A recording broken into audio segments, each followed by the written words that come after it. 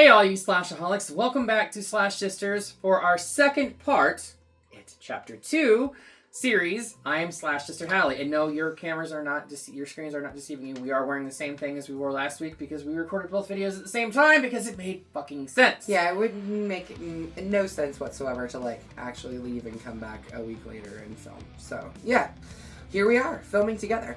And I am Slash Sister Jen, and we want to welcome you back to the channel for horror movie reviews by true horror movie fans. That's us. That's us. And you. But we hope you caught yourself up on the world of it and watched Chapter 2 before you came back to our little breakdown. And if not, go ahead and hit pause. Go spend 2 hours and 49 minutes, because that's how long it is. But you will... It's a worthy 2 hours and 49 minutes, I think. I honestly, Bill Hader makes this film for me. Agreed. There's a lot of good about this movie. Mm-hmm. There's some things that I didn't like, but there's a lot of good about this movie too. So now join us at the Carnival of Carnage, but that much you assume. But it's more than just a costume and red balloons. It's coming back around every 27 years. It's everything you know. It's everything you fear. So let's go. No? No? Ink, come at us. It is now 2016, 27 years after the events of the Losers Club first defeat of it. Yes. Or apparent defeat of it. Yes. Pennywise returns to Derry, Maine. This opening scene pissed me off so bad. It is shocking for one. It is. It's not that brutal. shocking considering the small town living of it because, I grew up in a small town, so they I go get far. It, but they take it too far. Yeah, not even just that they take it too far. They show everything. Mm-hmm. They show this gay couple being beaten up. Well, one of them. Terribly. They were both beaten up pretty bad. Only one of them got their face smashed in. Really bad, yeah. Never been a fan of the beaver, but, look at this hat. Yeah, so they're both just assaulted brutally by very homophobic teens. And then tossed into the river. Yeah, Adrian is tossed into the river. Yes. And, the boyfriend, I can't remember what his name is. Anyways, he follows down to the water and is trying to get to him, but Adrian goes towards the only thing he can see, which just happens to be Pennywise the dancing clown. Yeah. To which Adrian's boyfriend promptly watches in horror as Pennywise devours. Yeah, literally takes a bite out of his armpit. It's right here. Rib cage. Yeah. And then we see a lovely shot of a whole bunch of red balloons. Mm-hmm. Floating up on the bridge up above it. Yep. Yeah. Mike Hanlon, the only member of the Losers Club who remained in Derry, sees a message near the scene, smeared in blood, saying, "Come here now." Or come home now. Come home now. Yeah, so Mike basically just summons all the other members. He throws up the bat signal for the Losers Club. Yeah. He calls Bill, Ben, Beverly, Richie, Eddie, and Stanley. Each of them having varying reactions to the phone call, including Richie throwing up right before he's set to go on live on stage. Yeah. And Eddie, who promptly wrecks his fucking car, who is a risk analyst.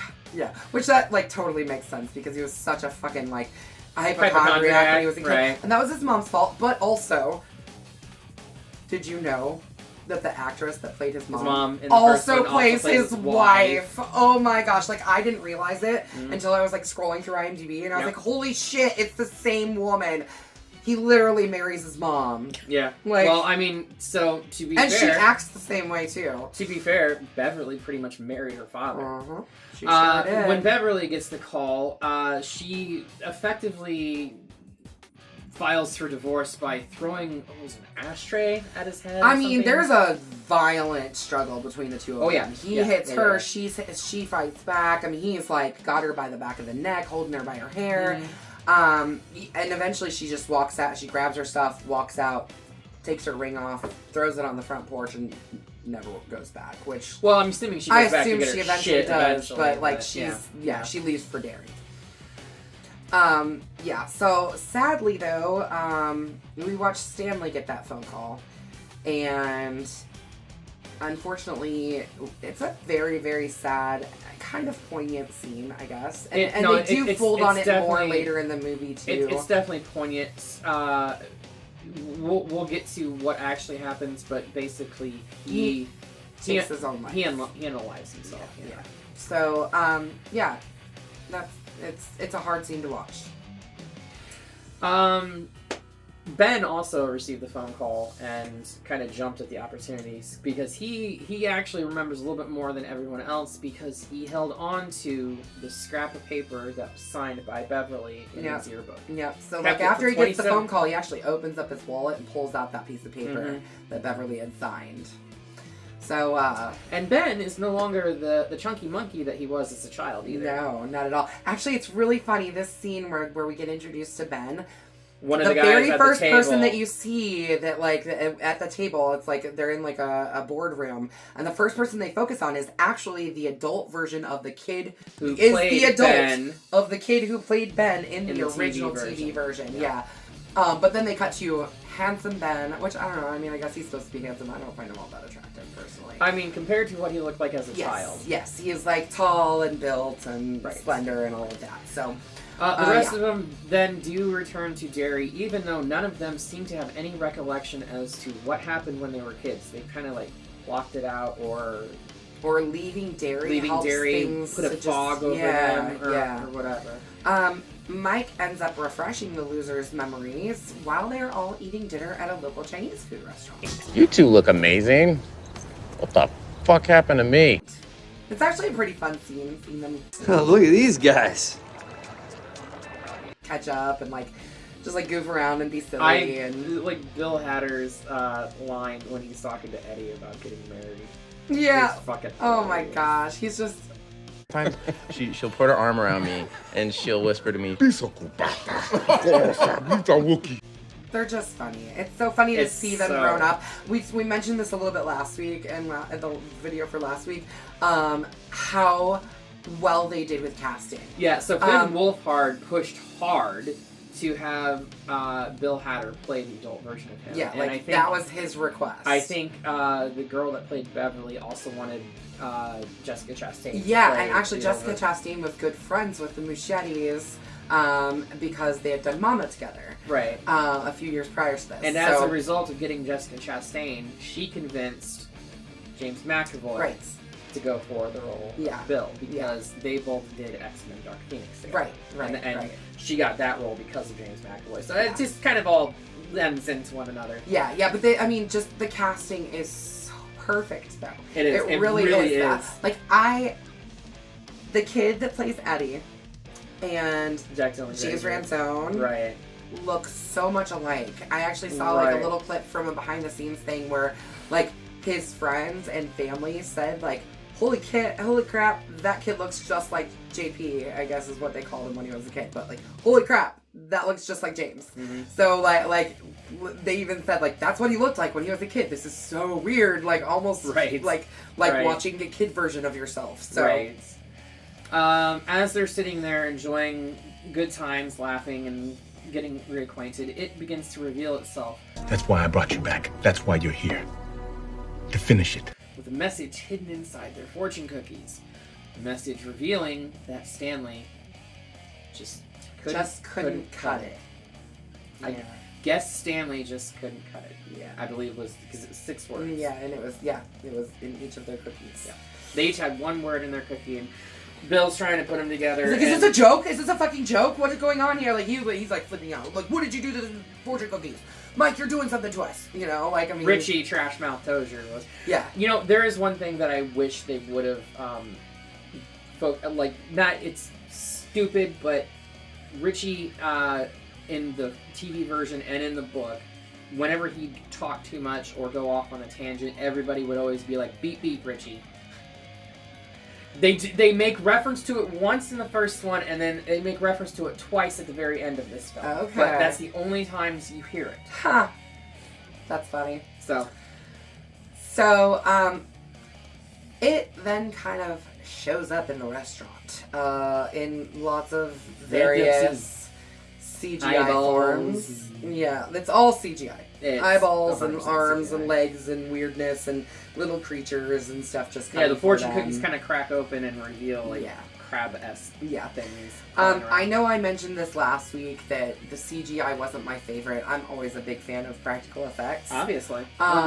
Yes. There's a lot more CGI in this one. But they kind of some had of it to, done really, though. really well. Yeah. Some of it not so much. Right. So yeah.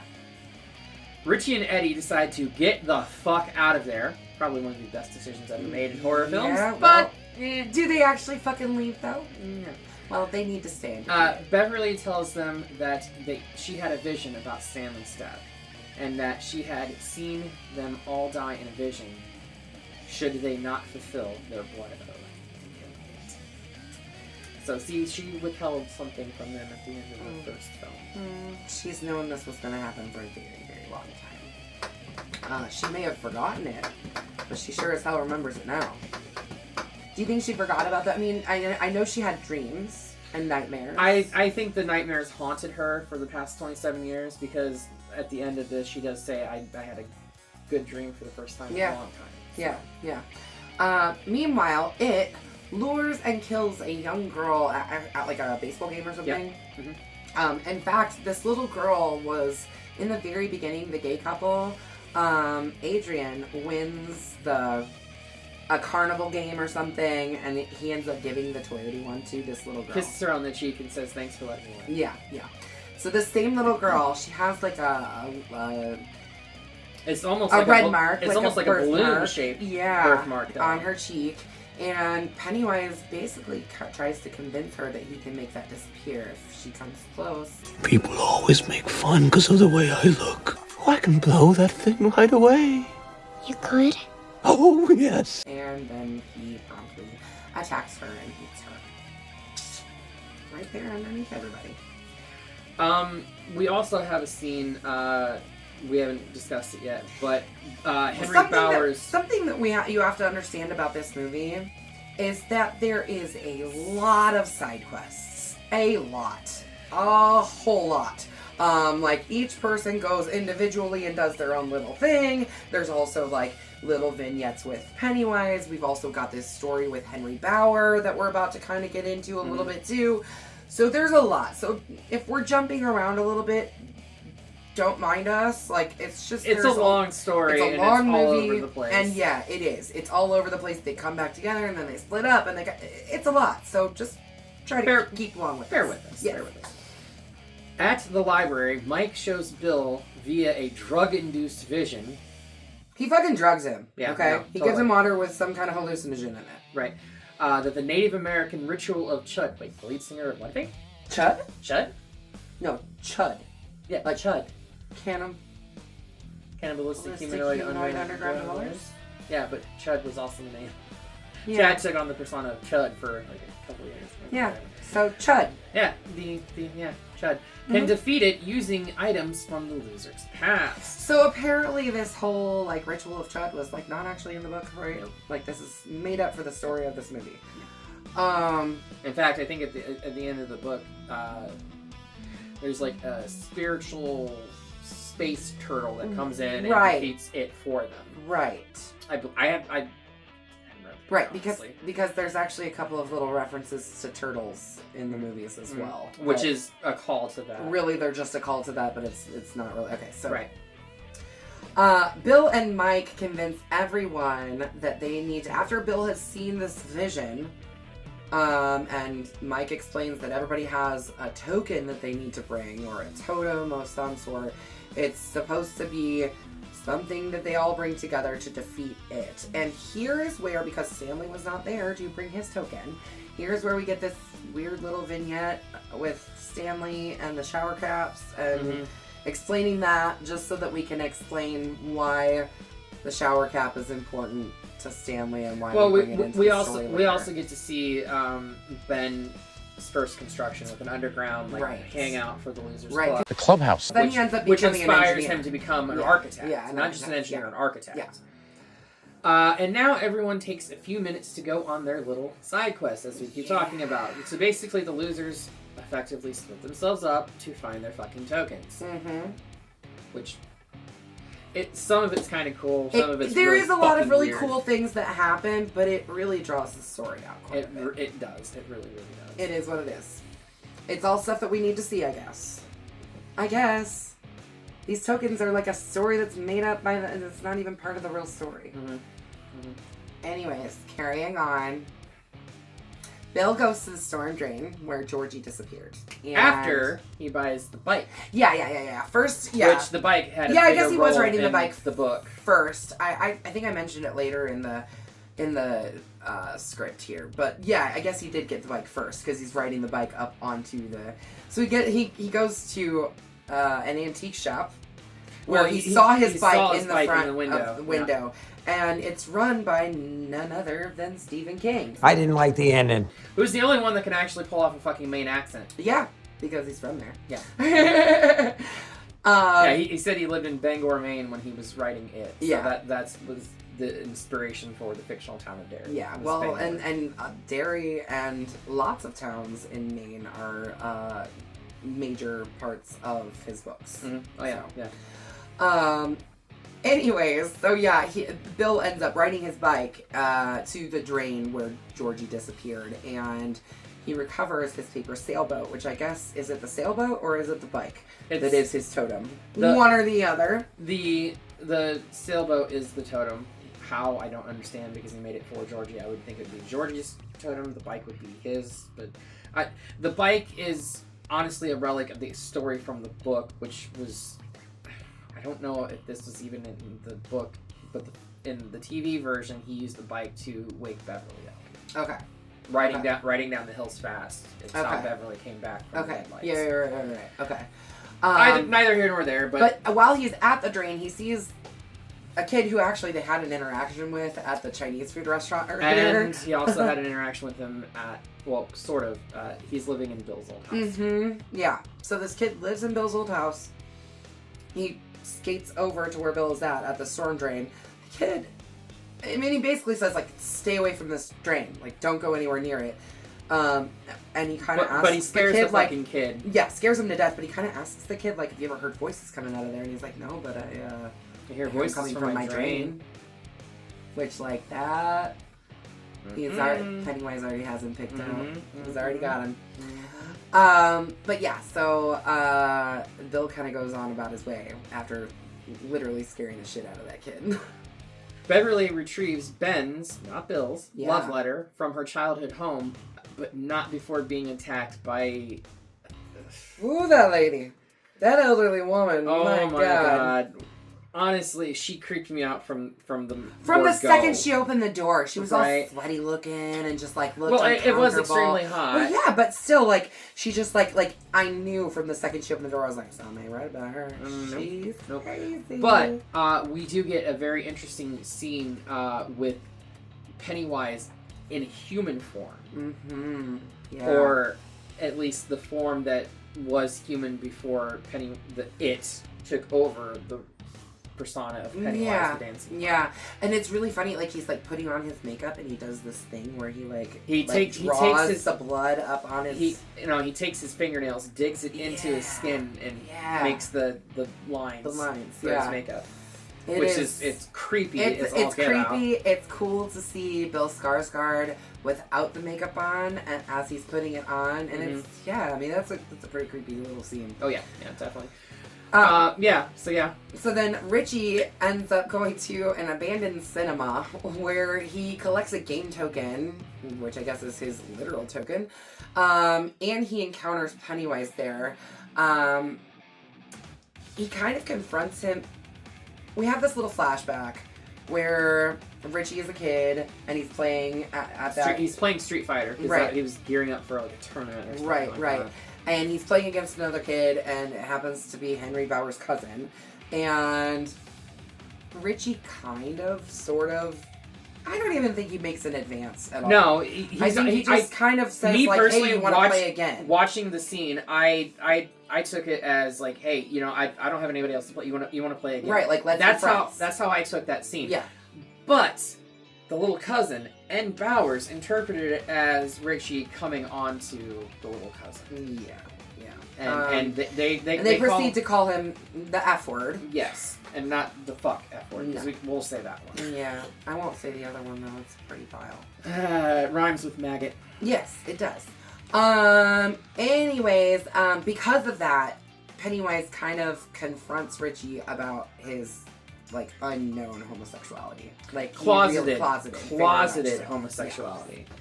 Because there's a scene where you see him carving the letters, even as a child. Yeah. So. I know your secret, your dirty little secret. But, yeah. Ben returns to the town's high school, which, like, Ben already has his token, which is that little piece of paper. But he didn't know that was his token. Right. But we also see a memory of it attacking him when he was young, and it takes the form of a fiery-ass Beverly. Oh my god! You actually thought it could like someone as fat and gross and disgusting like you? Oh, yeah. We also see, we see her kind of, like, she's like, ew, why would you think that I would like you? You're fat and gross and all this stuff. Which, like, as a girl who grew up fat, I actually did have people say things like that to me. So, like, I felt a lot for Ben in that situation. But yeah, he also then kind of realizes that his token was the piece of paper. Right. I mean, he makes that correlation, but not before. Not before it presents itself to him in the locker and says, "Kiss me, fat boy." Yeah, kiss me, fat boy. Oh man. Anyways, yeah. Eddie returns to the pharmacy where he was constantly at as a child because getting his gazebos. They're gazebos. You know, I cut that into another Did you? one, a while back because we talked about placebos, and I said gazebos. It's gazebos. But he's trying to get an inhaler, and he's lured to the basement by it, and he has a flashback of the leper that attacked him outside of the house. His mom, right, who is chained up in the basement of the. And it's like kissing her. It's damn gross and weird. Well, and then or like something. And then he goes to run away and is confronted the leper again and starts strangling the life out of him. And then gets puked on. Well, if you watch it though, he's strangling him and the leper is like up here, and then it shrinks as he's strangling it. Right. Yeah. Which will come into play later. It will. But yes, he does get projectile vomited. Black vomit. Yeah. That's always fun.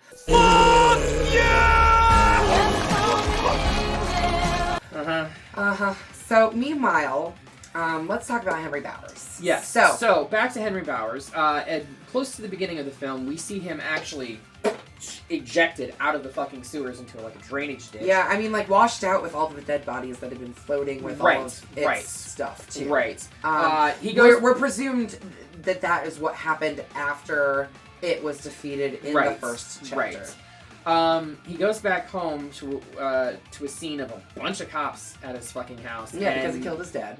And promptly gets his ass arrested. Mm-hmm. Yeah. And apparently ends up in a mental facility. Yes. Yeah. I was going to say a mental institution. Yeah, yes. I mean a high security one. Well, I mean, he was convicted of murder. High enough security, but he eventually obviously gets out because Henry Bowers gets freed from this hospital essentially by it. So he follows a red balloon to his... He sees it floating outside of his room and he starts laughing. Mm-hmm. Like, he sees it floating outside and he starts laughing. And one of the orderlies escorts him to his room. The red balloon is underneath his bed, mind you. He goes to pull it out and it pops, and his dead friend from the childhood. The Hochstetter, the one that died that Pennywise had killed. Right. Yeah.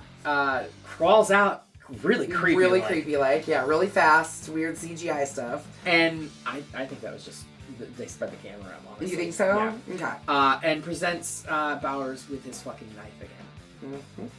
And then Bowers proceeds to make his way out of this facility. Mm-hmm. They don't really show exactly how he gets out, but he gets out of the facility. He ends up, at this point, he's kind of starting to stalk the losers, knowing that they're back in town. Right, so he attacks Eddie first. Right, so he shows up at the hotel where they're all staying. I'm sorry, It's your time, Eddie. you're not gonna like this, but I'm gonna say it because Oh, his mullet! It was so Bowers stabs Eddie in the fucking cheek with his knife, right? And Eddie, not knowing what to do, climbs up inside the bathroom and pulls the shower curtain. And Bowers starts approaching, and then all of a sudden you just see like a thrust from the shower curtain, and Eddie apparently took the knife out of his own cheek and stabbed him in the fucking chest. But as Eddie's getting away, he's like, Cut your hair, dude! Cut the damn mold! It's been like 30 fucking years! So cut his damn mullet! My son has a really amazing mullet, and I will not cut it. In fact, he's gonna get a haircut, but he's just getting the top trimmed up. Anyways, so yeah, after attacking Eddie, he goes to the library and attacks Mike. Yeah, he ends up showing up at the library, somehow surviving the stab in his chest, but he attacks Mike, and Richie shows up like just in the right amount of time and stabs him in the back of the head with that hatchet that they had kind of like, they had kind of like showed it earlier, and when they first showed up at it was like a total callback to earlier in the film. But yeah, he saves Mike. And then they really do actually kill Bowers. Bowers dead at this point? Yeah, well, we don't see him the rest of the film. So yeah, so I guess we can assume he's dead. So, yeah, Richie buries the hatchet in his fucking head, and he has a real quick quip right here, and I cannot remember for the life of me what it says, but he says something, and he's like, yeah, oh no, and then just runs away. Yeah, and he throws up. Oh, so God, funny. Richie. At a carnival, so there's a carnival happening right now in town, and But how of course does Bill there is. find out that the kid is going to be attacked by Pennywise? I can't even remember how that happens. So, we've already talked about it. Skateboard, right? Comes down they're at the hotel, the skateboard comes down the stairs with blood written on the bottom of it. Something is written on the bottom of it. You can't save him either. Yeah. So Bill has already got all this guilt about having not been able to save Georgie. And now Pennywise is taunting him again, saying you can't save him either. So Bill hightails it to the carnival. And fails to save this one too. Yes, but in a scene that is honestly the way it's shot with like Pennywise licking the glass and banging his head against it. It is, and the way that he drools the whole time, right. And the like. There's also a callback to Tim Curry's It with the sliding punching bag things going back and forth. They're dressed very similar to what he was dressed as in the TV version of it, for sure. But yeah, that like once he does make it through the glass. All we see is literally a spray of blood against the glass where Bill's standing against. Yeah. And there's nothing that Bill can do. No, because he couldn't get to him. Yeah. Bill, who he actually like his token that we talked about this earlier, was his old bike that he retrieved from the antique shop. But he decides to get on that bike and head on over to the Nebold house because he says that no one else is going to die because of his mistakes. Yeah. Basically. Yeah. And the losers convince him not to face it alone. To which Bill says, I think Richie said it best the last time we were here. Let's kill this fucking clown. So with their memories now fully restored, they remember everything that happened to them as kids. The group descends into the cavern beneath the sewers. Mike provides a rock from the losers' fight with Bowers' gang. And they perform the ritual in the remains of the meteor that brought it to Earth. So there's like this like... Eddie burns his inhaler, Mike burns the rock, Beverly burns the love letter, Bill burns the boat. Burns the love letter, does she? She does. Does she? Yeah. Wow. And Ben burns the paper. The paper. From Beverly. Richie burns Richie's an actual got the token. Yeah. Yep. So yeah, they all throw this into this... It's a leather fucking cone. And they this is not part of the book. And they start chanting. Turn like a duck! And they feel the chanting working. The deadlights descend and go into the cone, and it doesn't work. The ritual fails, and as it emerges as a giant spider-like Pennywise hybrid, it basically pressures Mike into revealing that ritual didn't work for the native people either. Oh, did it work, Mikey? So, you know... Mike says that he felt that it didn't work for them because they didn't believe. You lied to us again? They didn't believe. They didn't believe they could kill him. That's why it didn't work back then. Are you fucking kidding me, Mike? But he thought that all of them, with their belief, would work, and it doesn't. He attacks the losers and places Ben, Bill, and Beverly in individual hallucinations. Yeah. They kind of escape once Bill finally releases his guilt about Georgie. It is now, the story is told that he actually faked being sick. You lied and I died! Yeah. He just didn't want to go out in the rain with his brother. He was not actually sick. So he's actually, it's adult Bill talking to the young Bill, and young Bill actually has the bolt that Mike brought from the slaughterhouse in the first one, and is trying to shoot old Bill in the head with it, and then old Bill takes the bolt from him and pops him in the head. Yeah, realizing that it's not him, it's Pennywise. Oh yeah, trying to fuck with him. 100%. Yeah. So, but yeah, once he's kind of released from that guilt, Beverly realizes that it was Ben. Well, so Beverly is drowning in a vat of blood inside of a bathroom stall, and Ben is being buried alive in the clubhouse that he built. Right. And as Ben is theme where they come together. Ben's being fatty loser buried, he calls out to Beverly and tells, basically recite the poem again. Yeah. Your hair is winter fire. January embers. And then they are able to come together somehow through space and time and grab each other's hands and pull each other out of their own hallucination. Is it a hallucination though when Beverly's white top is stained red? I mean, only they could see the blood when they were little.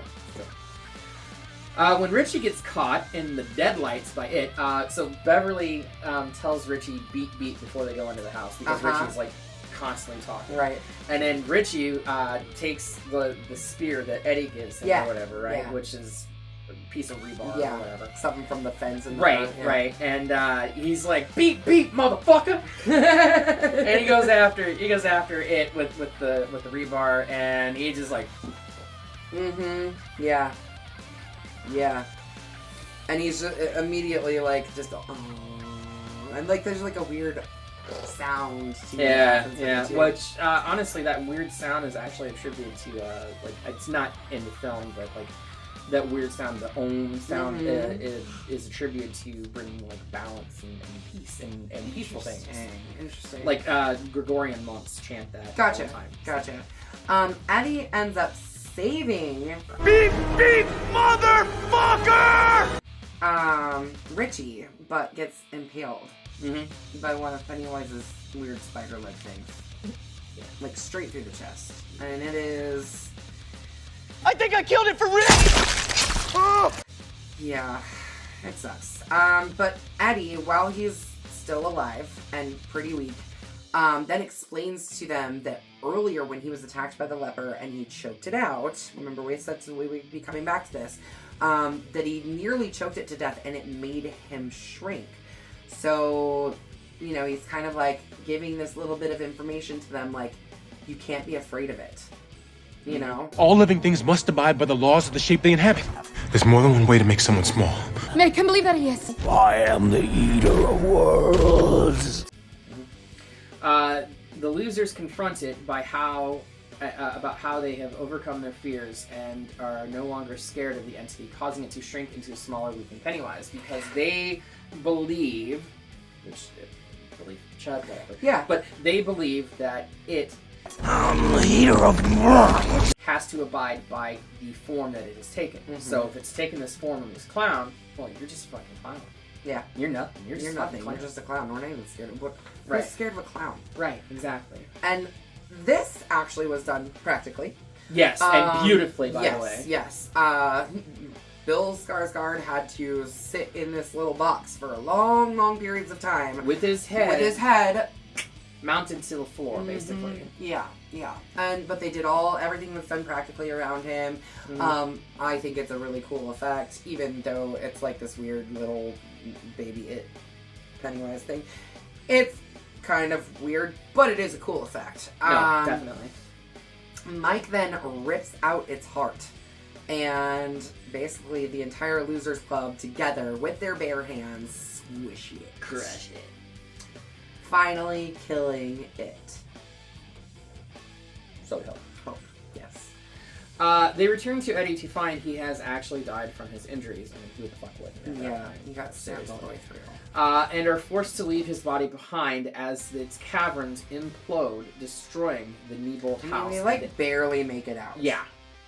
Barely. Right.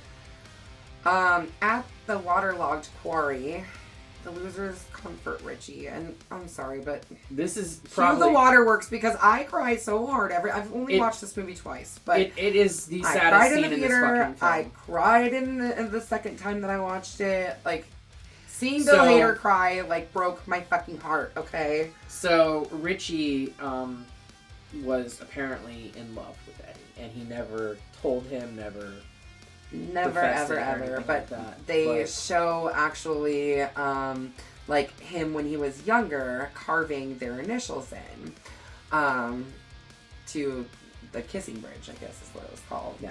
So and then we see Ben and Beverly, and we see everybody kind of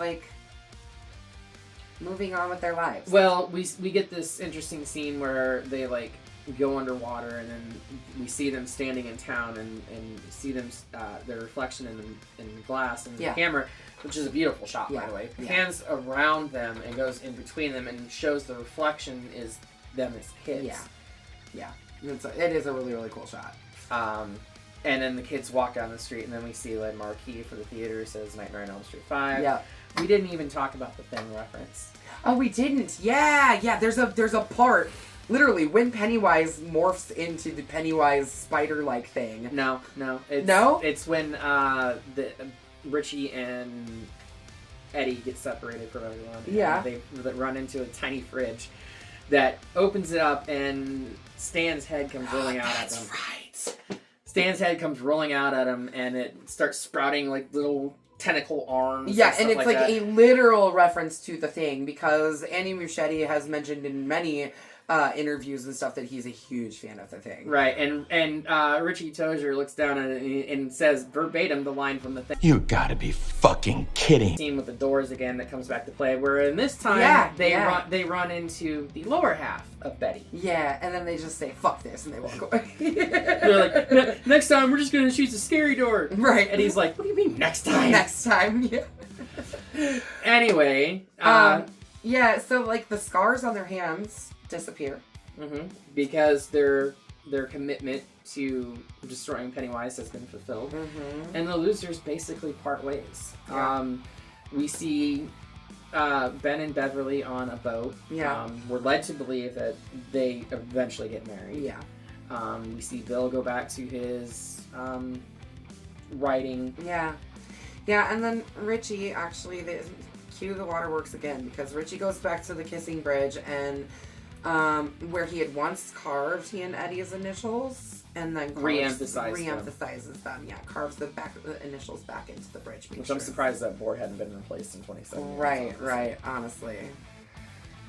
And then, Mike actually leaves Derry. Mike moves out of Derry, and gives Bill a call and talking about, maybe I'll read this one or something like that. Yeah.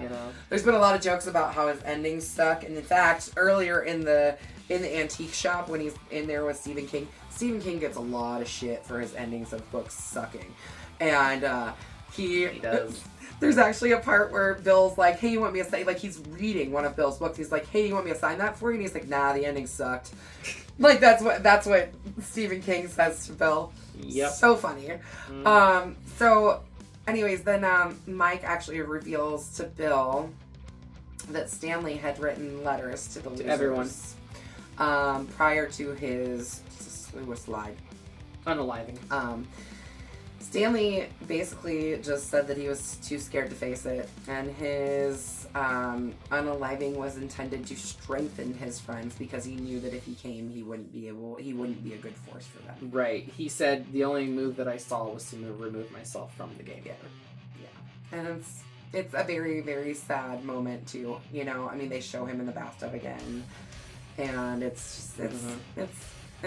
The very last lines of the letter do say that he will always be losers. Yep. And that's where the story of it this ends. Incarnation of yes. it ends. Yes. I have some issues with this movie. I feel like it could have been edited a little bit better. Yeah. I get that. There was a little bit more CGI than I wanted there to be, but I also understand why there was a lot of CGI in it.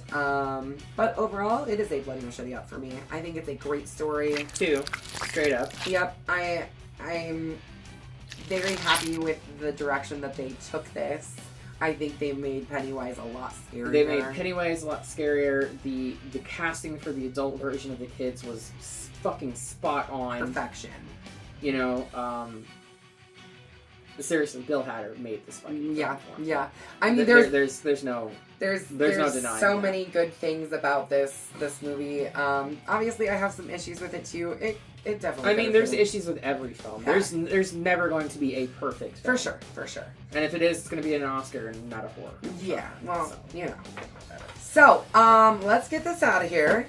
Sending it right back to Derry. This time, I will not hit the producer. Woo! Nice shot. Cleared it completely. I think I don't know what we're doing next. I do. I gotta think.